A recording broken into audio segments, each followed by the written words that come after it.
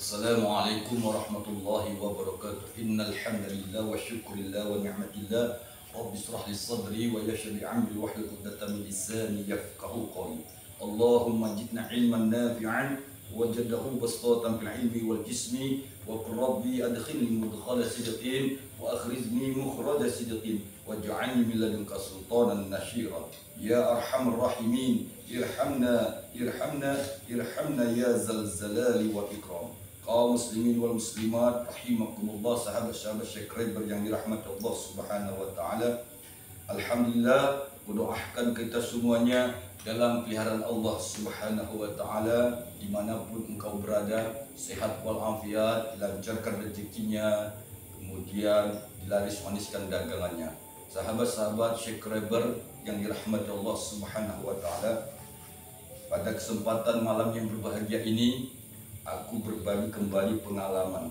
Ya, pengalaman ini tidak main-main. Ini pengalaman serius yang insya Allah apabila sahabat-sahabatku bisa mengikutinya dari video-videoku yang lalu, bahkan tahun lalu, insya Allah sahabat-sahabatku bisa melaksanakan apa yang menjadi tujuan kita, yaitu yang disebut dengan ilmu dukun.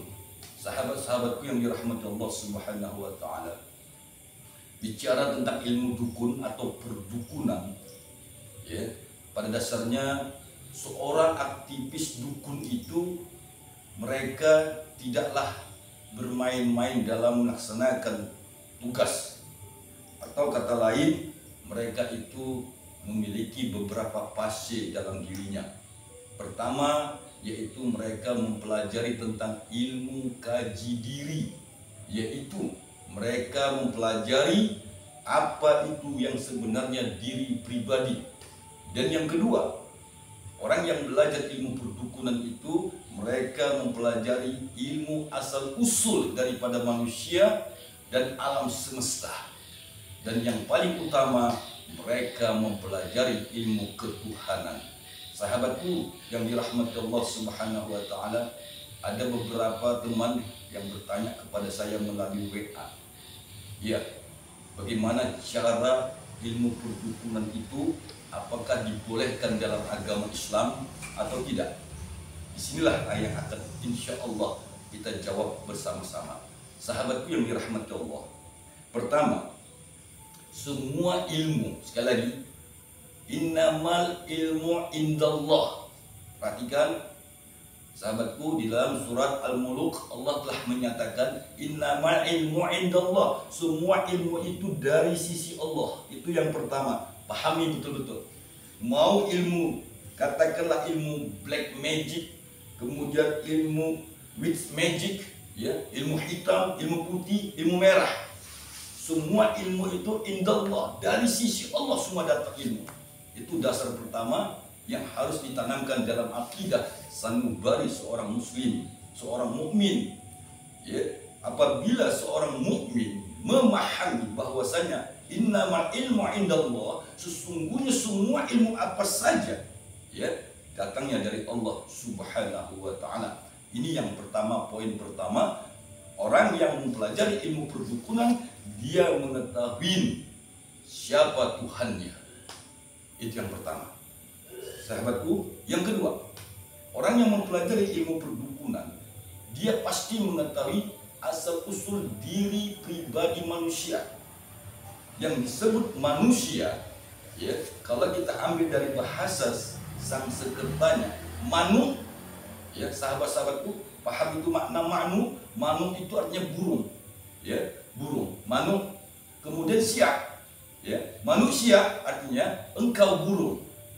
Paham sahabatku? Jadi kalau kita maknakan arti manusia, yaitu diambil dari kata manu dan sia, engkau burung. Artinya manusia itu diumpamakan seperti seekor burung. Baik, sampai situ paham sahabatku yang dirahmati Allah Subhanahu wa taala. Apabila kita sudah paham apa itu manusia, maka langkah pertama persiapkanlah medianya.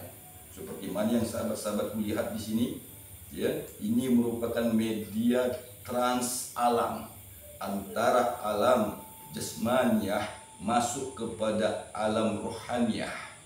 Ya, kemudian perhatikan sahabat-sahabatku, di sini ada asap yang ditiup angin.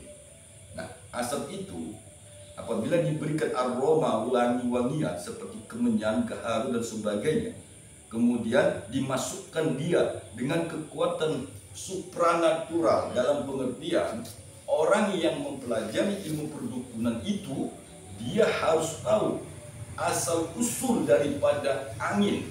Sahabatku, dalam bahasa Al-Quran disebutlah dia ruh. Nah, jamak daripada ruh itu adalah arwah. Ya, seluruh ruh disebut arwah. Dan yang ketiga, ya, akar kata arwah dan ruh itu adalah rihun. Rihun maknanya adalah angin. Nah, seperti ini ya. Apabila kita melihat kemana arah angin ini bergerak, maka begitulah gerak ruh tadi. Paham sahabatku? Nah, setelah media ini kau siapkan, kemudian kau siapkanlah berupa media yang ketiga, yaitu boneka. Nah, sebaik-baiknya boneka itu sahabat-sahabatku yang terbuat dari alami, atau terbuat dari lalang, atau terbuat dari tanah liat, atau sebaiknya sahabatku gunakanlah bahannya yang alami, bentuklah seperti bentuk orang. Sudah, ini target yang ketiga.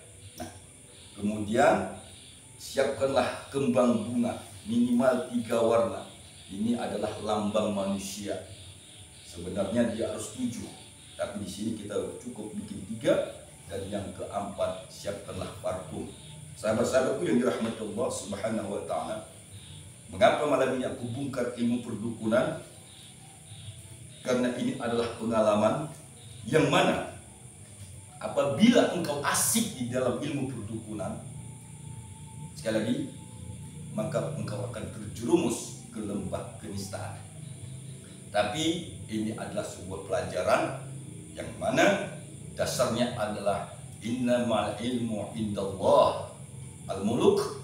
Sesungguhnya semua ilmu itu datangnya dari Allah Subhanahu wa Ta'ala. Baik, setelah tersedia bahan ini, maka gunakan target tadi dengan satu itikat bahwasanya target yang kau pegang itu adalah orang yang kau tuju. Karena kau sudah tahu bahwasanya manusia itu adalah, engkau adalah burung manusia. Setelah itu gunakanlah medianya untuk membuat ilmu perdukunan. Bismillahirrahmanirrahim. Sahabatku, awali setiap pekerjaan dengan bismillah. Karena Rasulullah mengatakan, apabila sebuah pekerjaan itu kau awali dengan bismillah, dan maka pekerjaan itu akan mendapat barokah dari Allah. Begitulah sebaliknya, di dalam ilmu perdukunan itu juga menggunakan kalimat bismillah, karena pekerjaan itu supaya tidak gagal dan tidak batal. Sahabatku yang dirahmati Allah Subhanahu wa Ta'ala, setelah media ini tercipta, maka kau satukanlah iktikat dalam dirimu. Satukan iktikadmu. Ya, satukan iktikat. Karena engkau sudah tahu asal mula manusia itu. Dan yang kedua, engkau tahu anasir daripada manusia itu terdiri daripada api, angin, air, dan tanah. Sekarang, anasir mana yang akan engkau pengaruhi dengan kekuatan ilmu perdukunan yang disebut ilmu santet dan sebagainya? Begitulah cara kerja mereka. Sahabatku yang dirahmati Allah, sesungguhnya ilmu santet dan ilmu perdukunan itu tidak main-main. Itu adalah merupakan marwah diri, harga diri dari seseorang yang mereka tersakiti dan mereka terzolimi dalam dirinya sehingga dia melakukan jalan pintas. Dia lakukan jalan pintas tadi untuk mendapatkan target yang ia inginkan. Sahabatku yang dirahmati Allah Subhanahu wa taala, sengaja ini kuberi pelajaran supaya sahabat-sahabatku tidak gagal paham. Baik, setelah target tersiapkan, maka lakukanlah pembacaan doa yang merupakan sugesti paling dalam adalah doa. A'udzubillahi minasyaitonirrajim. Bismillahirrahmanirrahim. Hai manusia, aku tahu asal usulmu. Datangnya engkau dari air, maka kembalilah engkau kepada air. Itu dasar pertama. Datangnya engkau dari tanah, maka kembalilah engkau kepada tanah. Datangnya engkau dari angin, kembalilah engkau kepada angin. Datangnya engkau dari api, maka kembalilah engkau kepada api. Setelah engkau bacakan sugestinya, sahabatku, maka engkau lakukanlah target apa yang engkau sasarkan. Kalau kau antamkan ke kepalanya, maka yang terjadi, kepala itu akan berdenyut dan sakit tidak kunjung sembuh sebelum si pelaku santet itu melepaskannya. Walaupun kau bawa ke dokter dan sebagainya, walaupun engkau bawa kepada tukang ruqyah dan sebagainya, tetap reaksi sakit kepala itu ada. Kenapa? Karena si pelaku itu memiliki rasa yang sangat mendalam atau mereka terzolimi.